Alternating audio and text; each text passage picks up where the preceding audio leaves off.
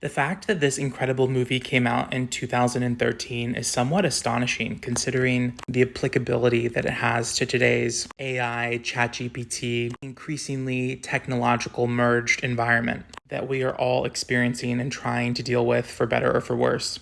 For those who don't know, this story is about a man who works at a letter writing company. Essentially, because life has become so technologized, people are losing touch with their empathy and their ability to authentically and vulnerably communicate with one another. And so Joaquin Phoenix's character spends his days writing letters that people have paid for to significant others. So maybe someone might pay him to write a letter to their wife for their wedding anniversary. It's pretty dystopian. In the world of the film, which again, 2013, think about how ahead of its time it was. And considering that movies take a few years to get made, a few years to get written, there is a new operating system that is developed that is so hyper intelligent and is interfacing with Joaquin Phoenix through his phone and an earpiece that he begins to develop feelings for his OS. The OS is voiced by Scarlett Johansson, who does an incredible job.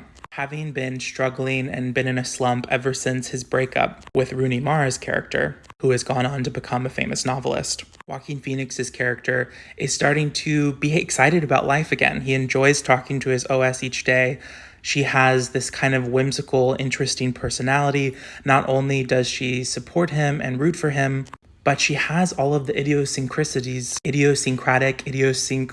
you know the word I'm trying to say, of a real human being.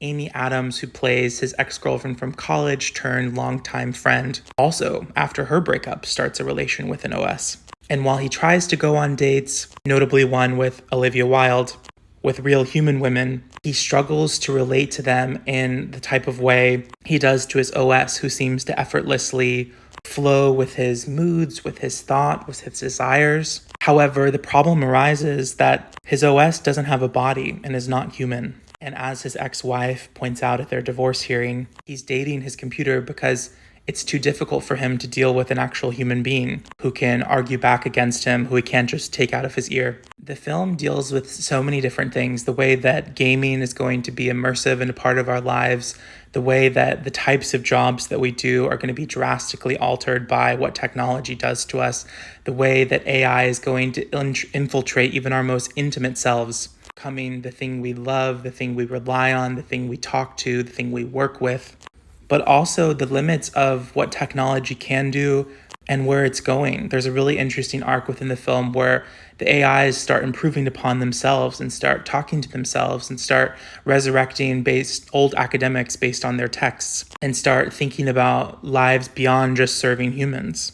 It's a really brilliant and beautiful and thought-provoking film, and one that, upon a rewatch last week, I'm absolutely shocked and just in awe of the creators who made this.